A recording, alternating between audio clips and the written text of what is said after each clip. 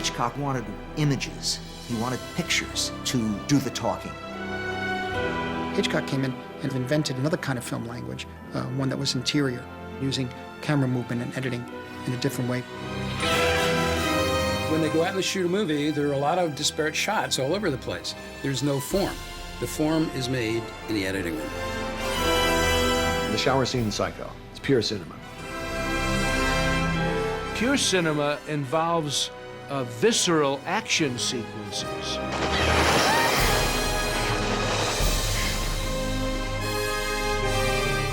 Pure cinema is experiencing the world through what we see and what we hear and finding a way to put that into the dimensions of a film camera.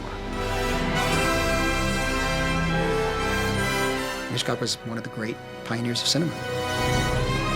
Oh, God, blood, mother, blood!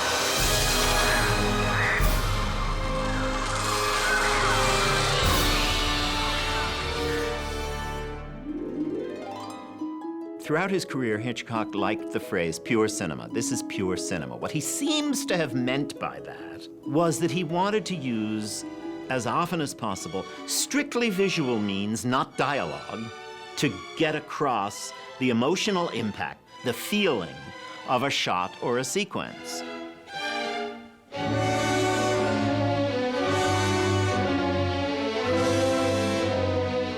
What we see and what we hear affects us, and so much of the art of cinema, and I think Hitchcock's art, is finding a way to express that without describing it literally.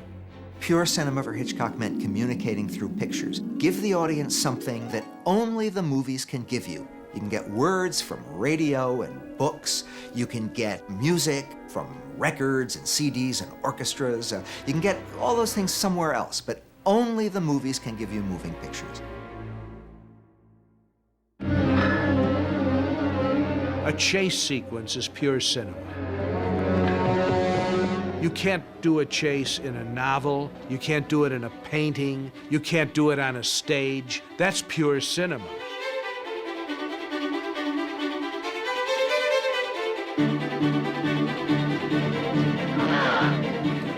It goes beyond storytelling. It goes into the creation of atmospheres and moments that are unique to cinema. One of those moments can be Jimmy Stewart following Kim Novak through San Francisco with the camera and the music of Bernard Herrmann. It's impossible to imagine that experience in radio or in theater or in painting.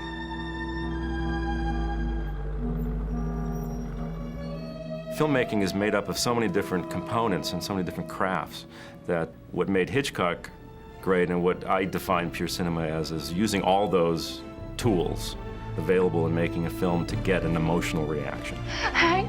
Oh, Hank! There's a theory that Hitchcock, deep in his heart, always remained a silent filmmaker. He started his career in the 1920s making silent films, and he was afraid that adding sound to the movies was going to transform movies from being moving pictures into being photographs of people talking. One of the great strengths of Hitchcock's movies is that you can turn off the sound and still understand the movie. I think that's really pure cinema, is when you don't need anything else but the visual, and you can understand not only what is happening dramatically, but you can feel what the characters are going through. This is why, for example, in a number of his films, we have long stretches of silence.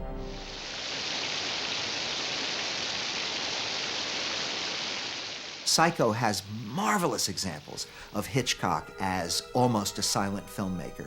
When Marion walks out of Norman's office and then she goes in and she takes her shower, not a word is spoken. She takes the shower, she gets killed. There's this long scene where Norman is cleaning up after the murder, and then he throws the money into the trunk of the car and puts the body into the trunk of the car and drives down to the swamp and sinks the car in the swamp. It goes on and on and on. It's absolutely gripping. The only words you hear are just once, Mother!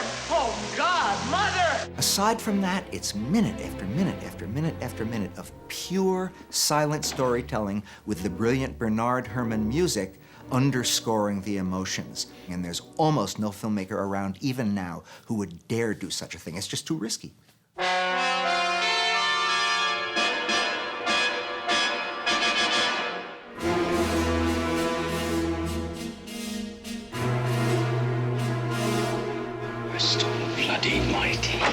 Montage is nothing more than a string of shots put together in the editing room where the whole is greater than the sum of its parts. If, for example, you were visiting a Hitchcock set and you saw him make one shot and then another shot and then another shot, it would not be terrifying, because the making of each individual shot is a matter of framing it and perfecting the action, and then you shoot this shot, but the effect of the entire sequence as it's edited together is what gives you the effect, almost like music. The individual note by itself doesn't say much, but a combination of notes, bum, bum, bum, bum, produces a very powerful effect. I think that is what Hitchcock meant by pure cinema, putting together these bits and pieces of film to create a feeling.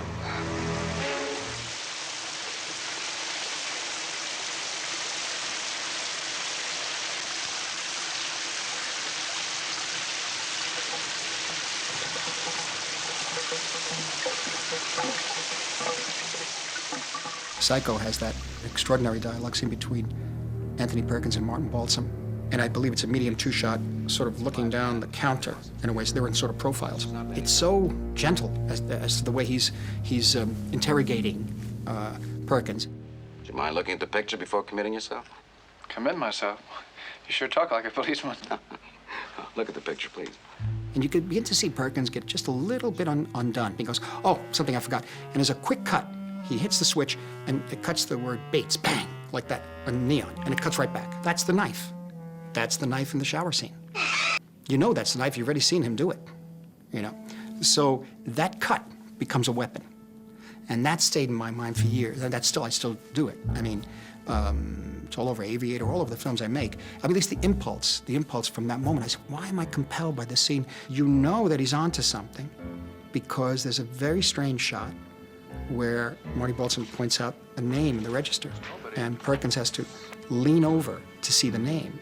And Hitchcock doesn't cut to an over the shoulder down. He doesn't cut to an angle looking up at Perkins. He lets Perkins move his head so you see the bottom of his chin for a long period of time. It's very awkward, and it has a real sense of unease about it and tension. That, for me, is just a pleasure watching those scenes. The bravura scenes, they're still a pleasure to look at, particularly without sound, just to watch the rhythm of the cutting.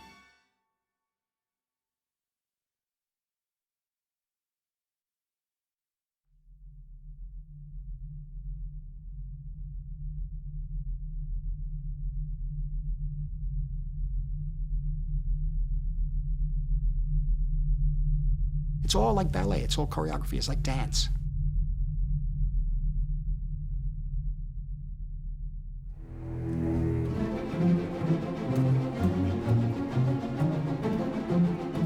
Frenzy is a good example of montage in the Hitchcock vein. Once he takes her away from the wall and lays her down in that beautiful shot over the chair backwards and she's upside down, that shot actually is an entree into the montage that follows. He goes into really powerful dynamic shots that become fragments, but the fragments are a montage element.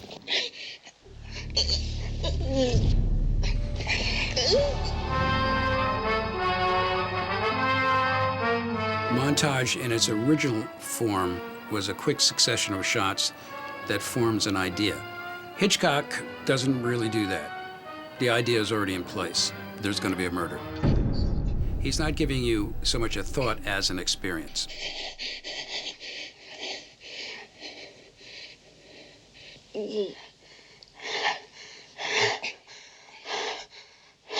Some of Hitchcock's greatest editing is in The Birds. Particularly, there's one sequence where the Tippi Hedren character is in an attic, and all of a sudden the place is full of birds and they are all attacking her, and the sense of being assailed by something that you can't even see properly is intensified for the audience by being seen in a montage of very quick shots.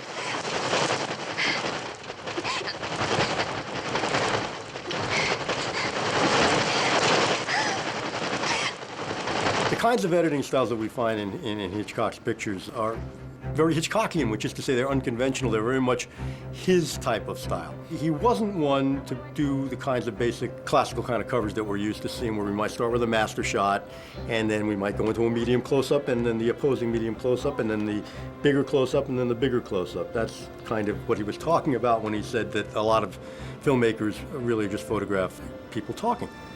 So he would juxtapose these things. He might have a wide shot and then go into an extreme close-up, or vice versa. In The Birds is a classic example of a Hitchcockian shock effect cut that now a lot of people have used. I've probably used it myself a number of times.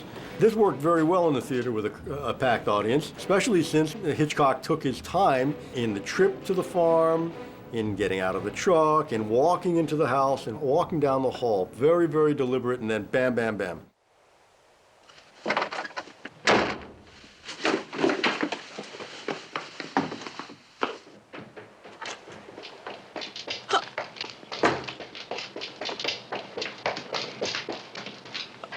Generally, you know, when you edit a film, you get the material, and even if the director is pretty meticulously prepared, you start riffing off that preparation. You might be following their original concept, or you might not be because you find a better way to do it. Since Hitchcock was so thoroughly prepared in storyboard, we have to assume that the cuts, to a degree, already existed in his head. That he knew that at this point, he was going to go from this wide shot to this close-up to this tighter shot. Essentially, a lot of the editing was preordained. I don't think there is a cut in Hitchcock that doesn't have an intention. Film can be punk music, or film can be orchestral music. Hitchcock is an orchestra conductor. You know, if you want to be punk and you want to go 3 cameras, 3 different lenses, moving all the time, camera jittery, find it in the editing room, that's perfectly valid and great.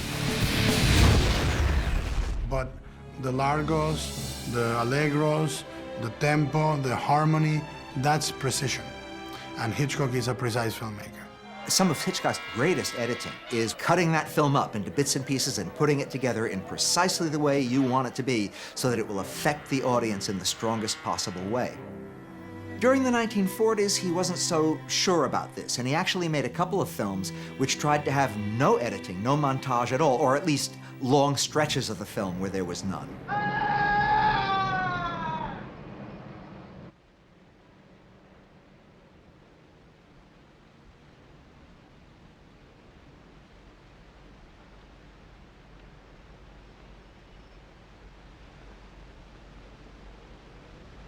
Open it.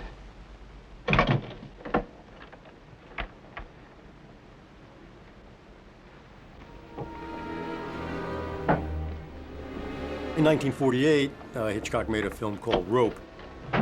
The story is based on the Leopold Loeb murders, and this picture is really about the suspense of whether people are going to discover that there's a body in the trunk. I'll help you with that, Miss. Oh, thank you, Mr. Cadet. That's all right, Mrs. Wilson. He did not make a cut. He did not use montage at all.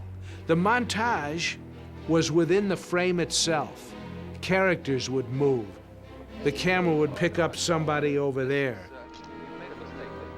Somebody would move toward the camera at the end of a reel and black the camera out, which would permit them to change the roll of film without the audience noticing it. Very good. I do my best.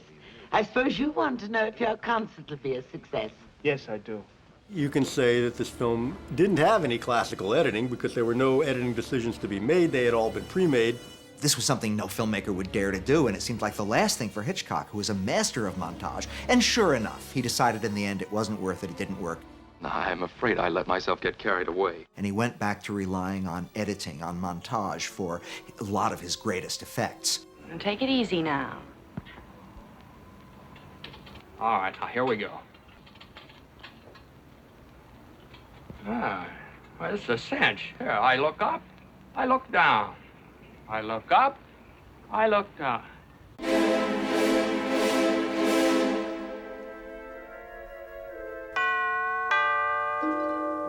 Hitchcock said more than once that the subjective camera was more important than the acting and the actors. Namely, that when they looked and we saw what they saw, that was important. Of course it is, because it makes us a participant. It puts us in the position of the actor doing the looking.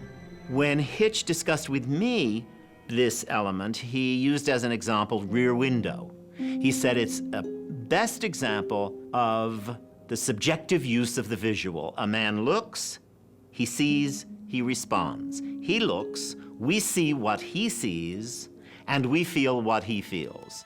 Hitchcock doesn't let you any closer than Jimmy Stewart gets. So when you're sitting there and you're watching it happen, it's framed almost like he's watching a movie. It becomes basically a movie within a movie. Early on, and it's just very harmless. It's just a guy looking out his back window, watching the day-to-day activities of his neighbors. It's that banality that Hitchcock exacerbates and turns and makes sinister and keeps it in that same frame. So you're kept exclusively in Jimmy Stewart's world. What normally would a filmmaker say, well, that's very limiting. I've got this whole set. I want to move around. I want to go into this apartment. I want to go in the composer. I want to shoot across this and get it from a different vantage point. Hitchcock understood it by keeping that POV pure and only from his apartment. That's how all the suspense gets heightened. If Hitchcock had opted to go inside Thorwald's apartment, it would have destroyed what he had built to that point. I once had the great fortune to work with a production designer named Robert Boyle, who actually worked on The Birds and a number of other Hitchcock films. And I told him one of the things I always loved about Hitchcock were the way that he used point-of-view shots. And he said, yeah, Hitchcock was the only director that he ever worked with who actually would have them measure the height of the actor, whose point of view it was, so that the camera would be positioned absolutely correctly. Show's been running such a long time, I thought maybe attendance might be falling off. Look at the gas. That man's lighting a cigar. Hey, you! Stop! Don't drop that match! Look out! Get out of there!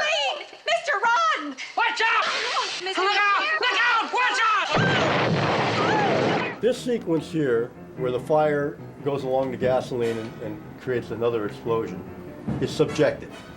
And it's all through Melanie's eyes. Look at this. She's looking left, she looks almost center down, right, and right again. So that's counterpointed editing of her responses. They're very, she's not even in movement. They're static emotional responses, but in juxtaposed to the images that we see, we associate that things are completely out of control. Now we cut to a fully objective shot. It's like a God's eye point of view. Nobody's point of view we think. Now watch. 1 bird, 2 birds, 3 birds. Once they enter the shot becomes very different. And it gives me a sense of spectacle and incredible foreboding about what's going to happen next.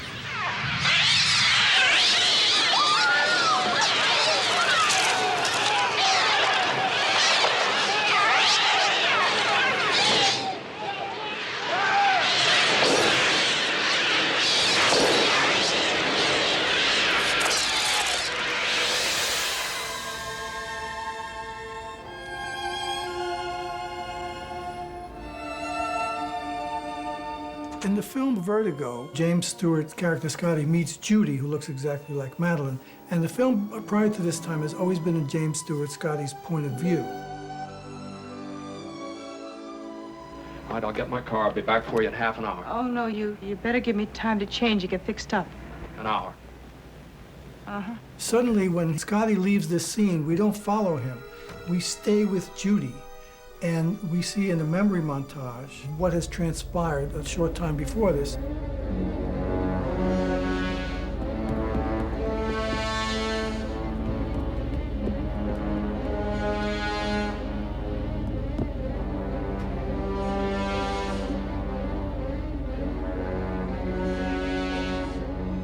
So the point of view in the whole film has changed now. With this information, we achieve a whole new level of suspense. Is he going to find out? Is she going to kill him? Is she really a murderer? What's going to happen between them? It allows for more tension and more suspense, and we can be rooting for her as well as James Stewart. And it's interesting because Alfred Hitchcock does that often in his films, where he gets you to root for the so-called villain. Before you realize you're doing it, and you think about it later and say, oh my goodness.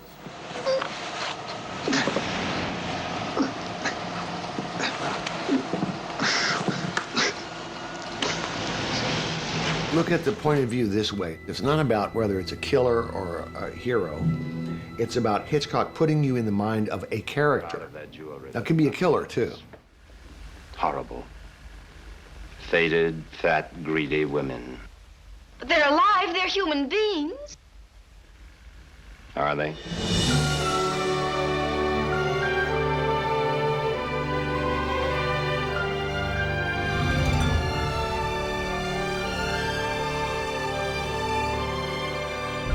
Hitchcock put the camera where it needed to be to make an emotional impact of a certain scene. He used close-ups very often at the opening of films. Very often it begins with a woman screaming. Think of Young and Innocent. Think of To Catch a Thief. Think of the scream that is the climax of The Man Who Knew Too Much. And of the shower murder in Psycho. But close-ups were used judiciously by Hitchcock when he knew that he had a really capable, well-prepared actress who could, with the glance of an eyelid and the flutter of an eyelash, give him what only the camera could capture, what could never transpire on a stage and reach the balcony, for example. Remember, say nothing.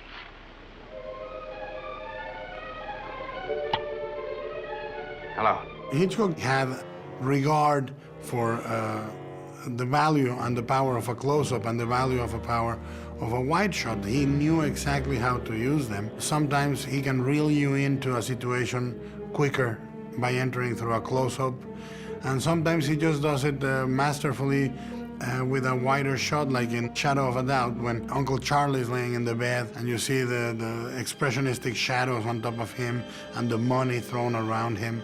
That's a wide shot, but essentially it's a close-up of the situation of that character. For Hitchcock, it was a question of when should you have a close-up? When he needed a person's reaction. I can think of a moment in Marnie, when she's being interviewed by the office manager. Hitchcock cuts away from those two actors to Sean Connery's face. Why? So that we can see the moment, the flicker of recognition when he finally realizes where he's seen or heard of this woman before. One of the things about Hitchcock, he had no reservations about putting you right in the middle of something. He wasn't tentative about it, he was forceful. And I think his use of really big close-ups, heavily weighted close-ups to left and right, or up, down, extraordinary angles, he did fearlessly. Emotionally, between characters, Hitchcock would just go for close-ups because that's where the emotion comes in. It comes in the eyes and the expressions of the actors. Go away. Go away. He usually took wide shots on location, especially in Vertigo. The Man Who Knew Too Much, he showed you where they were. He showed you in Vertigo they were underneath the bridge and they were driving here and it was a wide shot. But the emotional part was all done close-ups.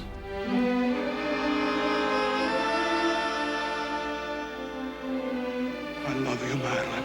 I love you too.